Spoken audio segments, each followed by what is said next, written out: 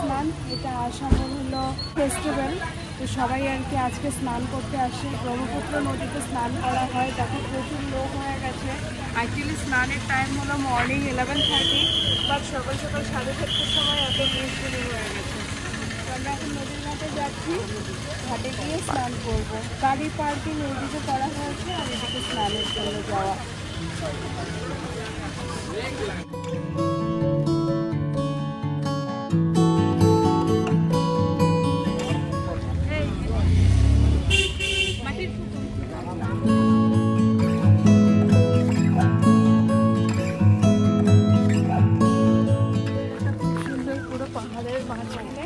সাইডেই আমাদের সামনেই পাহাড়, এটা আর নিচে হয়ে গেলেই নদীটা পাবো।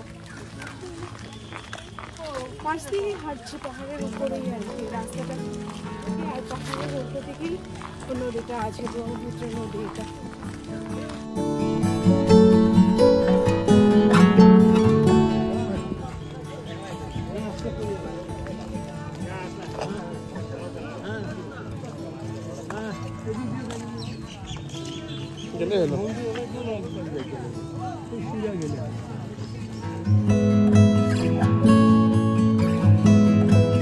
ব্রহ্মপুত্র নদী, এটা সবাই জানো, ব্রহ্মপুত্র নদী আসামের এটা সব থেকে বড় নদী। আর এখানে পাশে মেলাও বসছে স্নানের। এখানে আমরা অনেক বছর পর এলাম, আগে যখন আমরা এখানে ছিলাম এভরি ইয়ার আমরা আসতাম এখানে, এভরি ইয়ার এটা হয় স্নানটা। তো এবার যেহেতু আমরা পেয়েছি টাইমে, তো সেই জন্যই আমরা এসেছি, স্নানটা মিস করতেই চাইনি। তো আজকে হাসিকারও ফার্স্ট টাইম এক্সপিরিয়েন্স, জিনিসটা আমাদের জড়িয়েছিল, তুলে নিয়ে চলে এসেছি। যেই দিক দিয়ে আমরা যাবো এখন।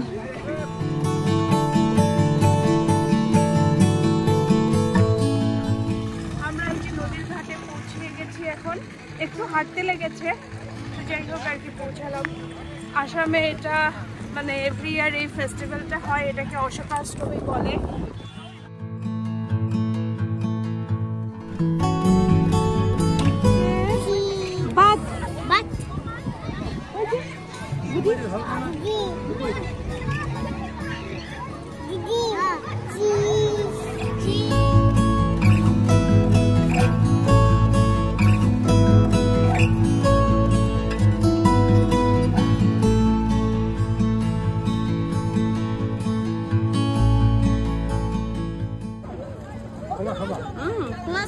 আমরা স্পুন নাই, হাত দিয়ে আমাদের সবার স্নান হয়ে গেছে। আর স্নান হওয়ার পরে এখানে দই চিড়া খেতে হয়, যে দই চিড়ে গুড়।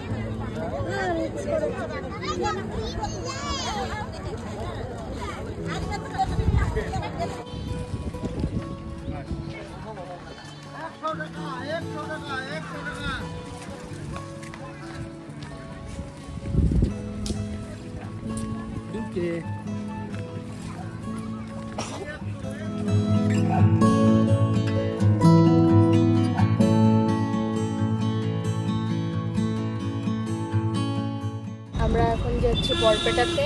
বরপেটাতে হলো আমার মামা বাড়ি, আর হাসিকা দিদিশা যাবে ফার্স্ট টাইম। এতক্ষণ আমাদের দিদিশা হাম দিয়েছিল, সকাল থেকে কিছু খাওয়া হয়নি আজকে।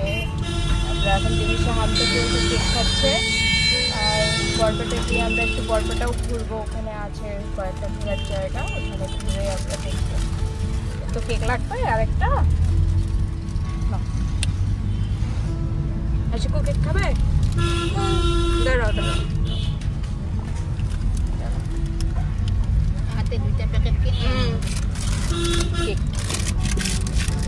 তো কি খাচ্ছ? সাইলেন্ট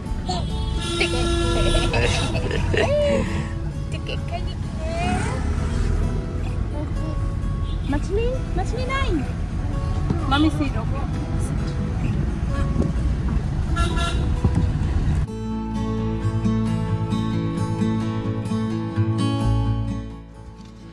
তো আমরা এখন পৌঁছে গেছি বরপেটার কীর্তন সত্র, যেটাকে কীর্তন ঘরও বলে। আর এটা 500 ইয়ার্স ওল্ড একটা সত্র। এটার পাশ দিয়ে আমরা এখন যাচ্ছি মেইন গেটের দিকে। এই ওয়ালটা দেখতে খুব সুন্দর, জাস্ট ডিফারেন্ট কালার দিয়ে কালারফুল বানিয়েছে, দেখতে খুব ভালো লাগছে। আর অপোজিট সাইডে অনেকগুলো শপ দেখা যাচ্ছে, যেখানে কোনো লোকাল জিনিস এসব এখানে বিক্রি হয়। তো এখন আমরা এগিয়ে যাচ্ছি সত্রর ভেতরে।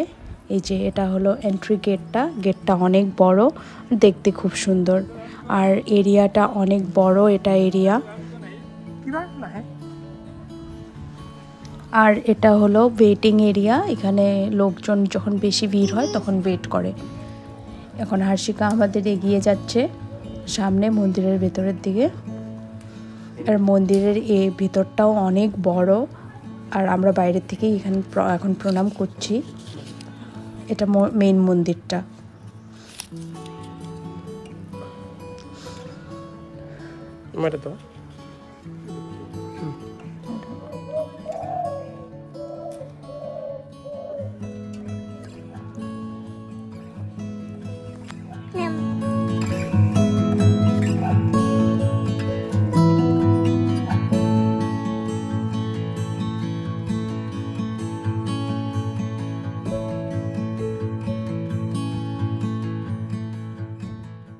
So guys, we are here at this temple.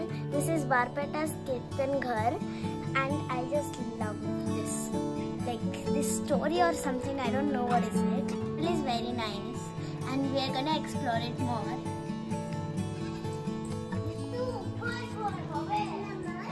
এর বাইরের দিকটা, যেখানে ওয়ালে খুব সুন্দর সুন্দর এখানে পেন্টিং ডিজাইন করা আছে, আর যেখানে প্রত্যেকটা পেন্টিংয়ের পিছনেই একটা একটা স্টোরি আছে।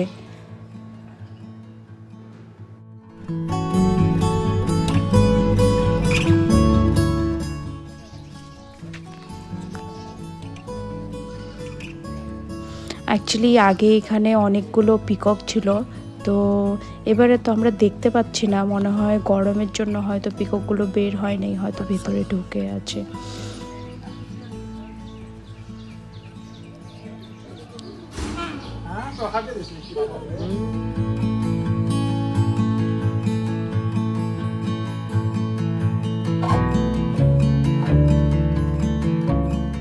আর একটা স্পেশালিটি হলো এখানে যে দোল উৎসব হয়, মানে হোলিটা খুব অনেক বড় করে হোলি সেলিব্রেশন হয়।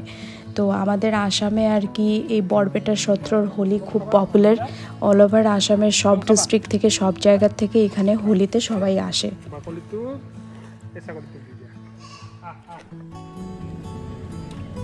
অ্যাকচুয়ালি এখানে সকাল বিকেলে বেশ পুজো হয়। আমরা যদি সকালে যেতাম বা একটু বিকেলে যদি আসতাম তাহলে হয়তো পুজোটা দেখতে পারতাম। অ্যাকচুয়ালি আমাদের টাইমিংটা হয়ে গেছে দুপুরবেলার দিক, তো আমরা সেই জন্যই পুজোটা মিস করে দিলাম। যাই হোক, ঘুরে খুব ভালোই লাগলো।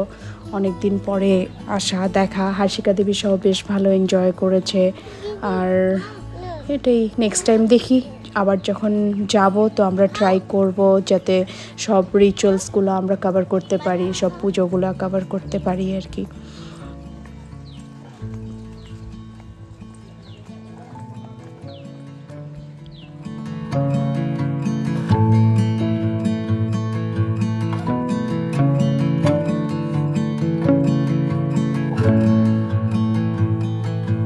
Thank you.